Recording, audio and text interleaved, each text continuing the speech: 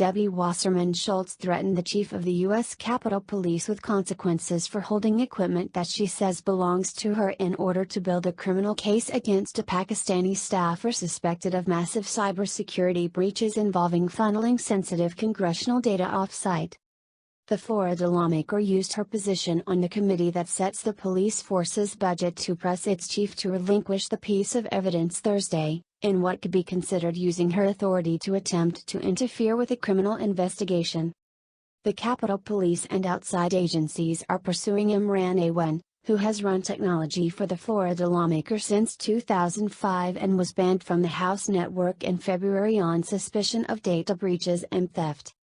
My understanding is that the Capitol Police is not able to confiscate members' equipment when the member is not under investigation, Wasserman Schultz said in the annual police budget hearing of the House Committee on Appropriations Legislative Branch Subcommittee. "We can't return the equipment," Police Chief Matthew Verderosa told the Florida Democrat. "I think you're violating the rules when you conduct your business that way, and you should expect that there will be consequences," Wasserman Schultz said. As one of 8 members of the Committee on Appropriations Legislative Branch Subcommittee, Wasserman Schultz is in charge of the budget of the police force that is investigating her staffer and how he managed to extract so much money and information from members. In a highly unusual exchange, the Florida lawmaker uses a hearing on the Capitol Police's annual budget to spend 3 minutes repeatedly trying to extract a promise from the chief that he will return a piece of evidence being used to build an active case. If a member loses equipment and it is found by your staff and identified as that member's equipment and the member is not associated with any case, it is supposed to be returned. Yes or no? She said.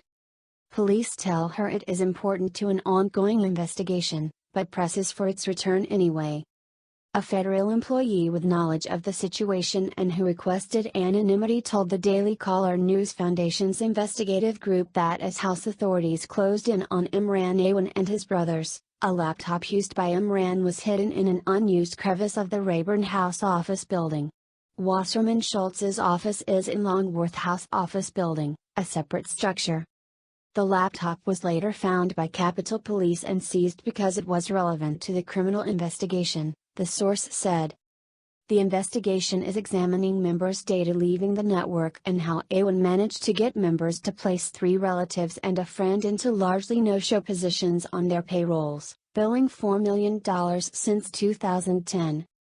The Congresswoman characterizes the evidence as belonging to her and argues that therefore it cannot be seized unless Capitol Police tell her that she personally, as opposed to her staffer, is a target of the investigation. When the DCNF asked Wasserman Schultz Monday if it could inquire about her strong desire for the laptop, she said no, you may not. After the DCNF asked why she wouldn't want the Capitol Police to have any evidence they may need to find and punish any hackers of government information, she abruptly turned around in the middle of a stairwell and retreated back to the office from which she had come. Her spokesman, David Damiralan, then emerged to say we just don't have any comment. Wasserman Schultz resigned as chairman of the Democratic National Committee in 2016 after WikiLeaks published thousands of internal emails obtained by an as yet unidentified hacker. Though on the surface Wasserman Schultz would have been a victim of Awan's scam, she has inexplicably protected him, circumventing the network ban by retitling him as an advisor instead of technology administrator. Politico described him and his wife, Hina Alvi, as having a friendly personal relationship with both Wasserman Schultz and Representative Gregory Meeks of New York. That baffled a Democratic IT staffer, who said I can't imagine why she'd be that good of friends with a technology provider.